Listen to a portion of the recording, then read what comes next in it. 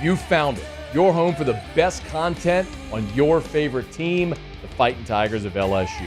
Do us a favor, subscribe to the channel, leave your comments below, and be sure to smash that like button. Got a tank in studio! A big old tank!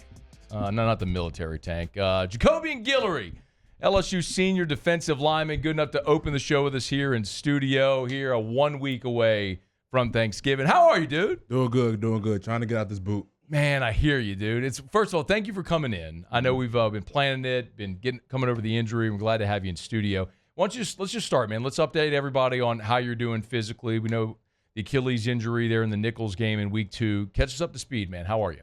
Everything's going good. It's like a slow progress, but week by week, I'm taking it just week by week for real. And this week, I kind of moved to like a shorter portion on the bottom part of my boot, so we're kind of moving towards working to get out of the boot. So by Thanksgiving or like a little bit after Thanksgiving, should be like that first week, December, I'll get out of the boot. So injury was early September, right? And so you're talking 3 months or so, and you'll be out of the boot, right. Thereabouts. So, man, is this the first time in your career you've had an injury like a season-ending type injury? Yeah, first time ever. Yeah, first time ever. I've been playing football since I was in the 5th grade, and I've never had an injury like this. Man, it's so wild, because you play such a physical, not only physical sport, but a physical position on the interior where injuries happen. Man, go back to the Nichols game when it happened. Walk me through because you got up and you walked off the field, and for Achilles, a lot of times that ain't normal. So walk us through what happened. It was the second drive of the game, and we had just come out real fast, 3 and out, and we had got back on the field, and when we got back on the field, it was like they had to hit a big play. They had a big run play, so I'm running back, and I get set, and I get out the ball. I get the play, get off the ball like I normally would, and I kind of got 2 steps in the backfield, and I felt like someone I think Savion was sitting next to me. Yeah, I thought that he fell into the back of my leg, and I was like, what? And I just turned around nobody was there. So, and I got up, and I was kind of something just doesn't feel right, and it didn't feel like I've sprained my ankle before. It didn't kind of feel like that, and I stood all the way on it, and I was like, whoa, and I was like, nah, I think I just need to get checked out. Yeah. Was it painful or just? No, not at all. It kind of felt like a sprained ankle, but it was just something telling me something else was wrong. So I was just let me get to the sideline, figure it out. Man, the other thing too, as I think about it, is, you and I. When was that? That was last year at some point. We're doing the video shoot for Sunshine, and we were talking about you coming back for your senior year and having the opportunity to, to be the guy, right. and you bide your time, you wait your turn, and then an injury like that happens. So whenever they tell you what it is and your season's over, man, what's your reaction? What was your reaction like when you learned what it was? Really, how can I get better from this moment? How can I start? I really wanted to start right in there, but obviously you can't. Yeah. I think the first step was having surgery. That was my first surgery ever. I had my wisdom teeth taken out, but that was it.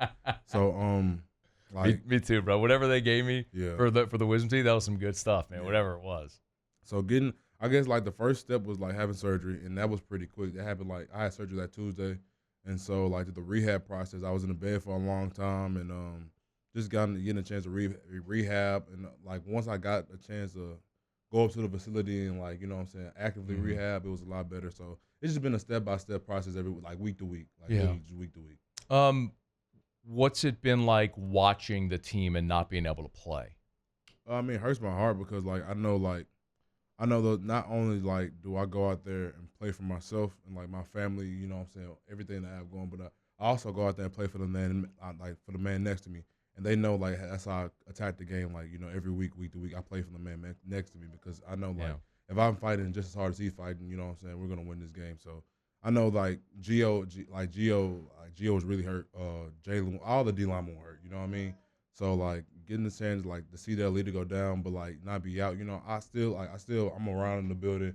We're always talking about how can we get better every week. But just to have their leader go down, and then for them to keep showing up how they do, it does show a lot to them. But I know those guys are hurting. So you're there for team meetings still and everything every day? Mm-hmm. So what kind of has your and we got a couple of segments here with Tank. So we'll talk about next year and all this stuff coming up here in a bit. But what is your role like now then when you show up every day? I mean, are you watching film? Are you coaching the guys? Do you go to practice? All I can do is just go to meetings. I can't really be on the field. Like I haven't been to a game yet. Like Owen is really taking it really slow with me because he doesn't want me to like walking. Like he doesn't want me to overdo that. Like stuff like that. Like we're just taking it really slow. So I haven't been to a practice yet. So all I do is like just watch film. So by the time they're done with I'll say participant meetings, I'm back at home.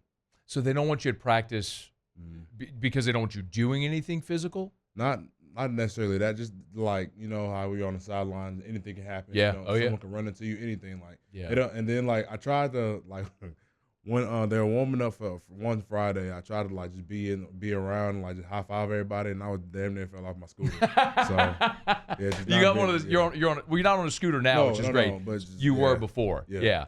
So where do you watch the games then? At home, yeah. Yeah, I got a big TV at home, so I got to get a chance to watch TV. I watch like all the games, so it's kind of weird. I've never seen like a college game day like that. Like football from 12 o'clock to like 10:30. Like it's crazy. Yeah, you're getting it like a fan gets it, man. Just sitting there from the moment you wake up all the way through the end of the day watching the game, right? As opposed to going through your game day routine. What's it been like though watching the team, especially at times this year? Look, some of the run defensive struggles, man. What happened against A&M? What happened against Alabama? What's it been like watching that for you? I mean, obviously, I wish I could be out there to better my teammates because I feel like this. Like if I feel like I'm out there, I feel like we have a chance, and I know like that goes for the other guys that you know what I'm saying that are out for the season. So it's kind of like we feel like we know we're better. So it's like with football, you have injury, and you know the injury bug hits you hard. You can only deal out what you have in the building. So those guys are still fighting hard every Saturday. So I'm like, it's not a discredit to them. It's really a credit to them because it takes a lot to go out there and suit up for LSU every week. No doubt, man. And look, guys have had to look. You went down. That's a challenge. You had young guys playing. Paris Shan's kicked inside. Paris Shan's playing tackle at 270 pounds. Right. And he can do it, but it's still, it's been a big task. Right. No Bo Davis coming in has helped tremendously. I'd love your thoughts on what you've seen just getting to work in camp and up to that point with Coach Bo and what ways you've seen everybody improve with him. It's like I was thinking about it today. It's kind of like it's different when you want to like, how can I say it, like when you just have such a good relationship with your coach and you just want to play for him. Like Coach Bo really brings, he wants it to be meeting to be funny, so he might crack a couple jokes about a play or something like that. He wants it to be like family oriented. He wants everyone to like, not only just care about each other, but like in the meeting room, but like on the field, like push each other just to be that much better. So it's like he talks a lot, but he lets me do a lot of talking too. So just having a coach that also has my back, like it means a lot to me. And it's I want to dig a little deeper there too because look, last year defensively was everybody knows what happened. Like it was a bad season. But in your time in Baton Rouge, from Coach O and obviously having Jamar Cain here, and then all the turnover from, hiring Coach Lindsey and then having him get sick and then just going through all the turnover at that position and now Coach Bo, like, have you given any thought to where you can actually make it contextualize for me or for the audience, like what it's like having that many different position coaches? I mean, you've had 5 or 6? I'll say 5. But it's like you can look at it like that, but you can also look at it as like taking something, from each coach. Like I still use my hands like Coach O like wanted me to do it from the day I got there. Stuff that Coach Cain has taught me. Coach Cain taught me a lot.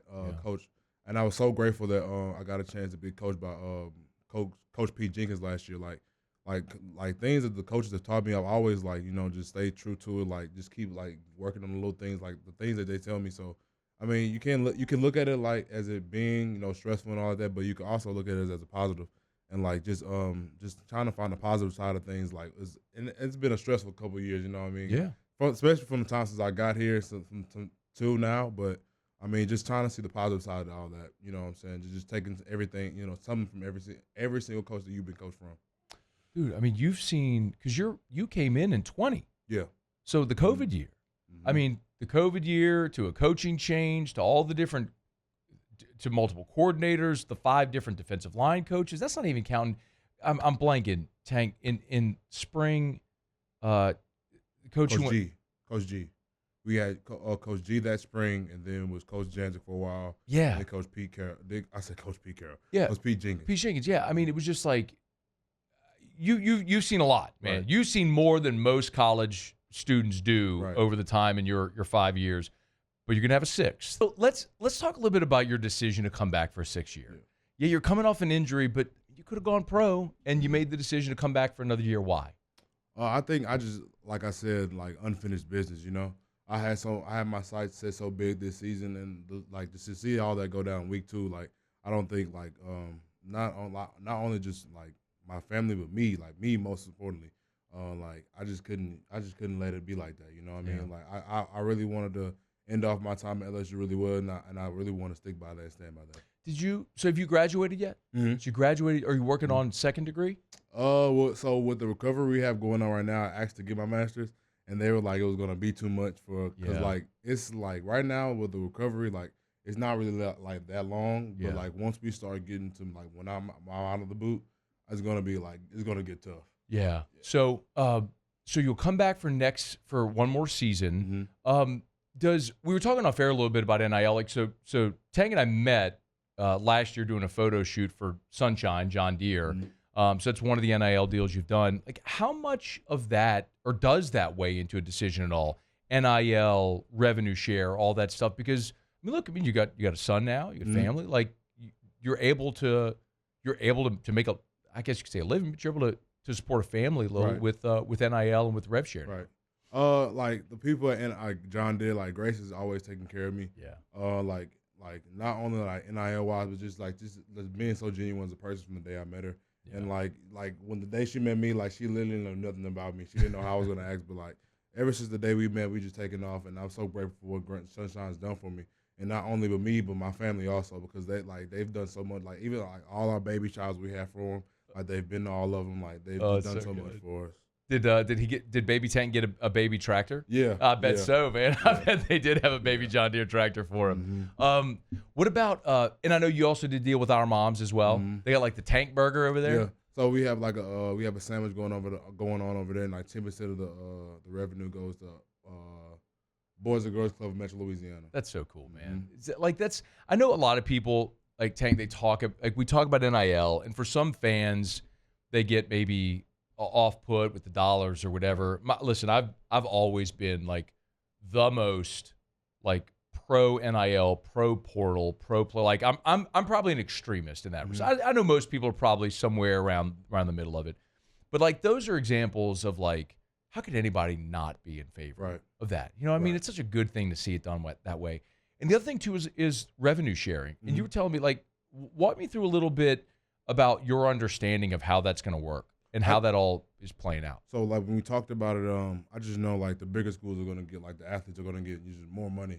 Basically, that's basically all I know. So I mean, I've been here from the time that we didn't get money to the time that we do get money, and I've always been grateful. Like just to have that LSU on my chest just means so much to me because I'm from Louisiana, grew up like 2 hours north of here. Like it just means so much, and you know what I'm saying, just get paid to do what I love to do is like, you know what I'm saying, what could be meant, what could you ask for? Like, you know what I mean, what more can you ask for? Did you give the NFL a thought or a long thought at all? I did, but like I just know like I just had unfinished business here, and I love LSU so much. And LSU's done so much for me. So, you know, like I tell people that, like the recruits, I tell like if you give much, like if you get a lot to LSU will give back. So, like just having that same mindset, and you know what I'm saying, I'm not done giving to LSU. Yeah. So, you know, there's a lot of people, your fans, who are looking at the season. Obviously, the team's disappointed, sitting at 6-4, and looking ahead. There was the players only meeting this week. Were you in on that at all? Right. Yeah. What was that? You hear players only meeting, Tank, and like. Look, undefeated teams never have players only meetings, right? It's always when things aren't going good. When something like that happens, like what was it like being in there, and what would you tell the fan listening about like what the vibe is like right now around the team? I mean, we're gonna stay together. Like regardless if we win, lose, or draw, we're gonna always stay together. And I mean that was a big, like really. So it was Will, Josh, Garrett got up and said something, and Greg got up and said something. But it was really all ultimately it was about standing together and how can we attack this so we won't lose to anyone else. So it's kind of like Coach Kelly just put it in our hands. So he understands that what everyone is going to say, his job's on the line, stuff like that. He understands that. But I mean, it's really about us. You know what I mean? It's about how can the leaders of this team lead the team to victory, and that's really what Coach Kelly stands on and believes in. So he told us he's not checking anything really. It's really about us checking and making sure that we're on time and everything. And it's really going to be player oriented, player led. It's going to be a player led team. That's interesting because I remember when he got hired. I think literally the first press conference he did, he talked about these accountability charts or whatever, were you going to bed on time, were you going to class, what were you eating, right? Does that sound familiar? All these forms, whatever. And he's still gonna stay on that, but it's he's not gonna push it. I mean, you're gonna do it if you want to do it. If you don't want to do it, you can go. Yeah. And I mean, I think the guys that literally just brought all the guys together, and we haven't had one missed question there since. We haven't had anyone be late to a workout since. So it's just gonna be better for the team. If we just had our players just lead how we know how they can lead. Thanks so much for watching. Please leave your comments. I love to interact, and be sure to hit the red subscribe button below.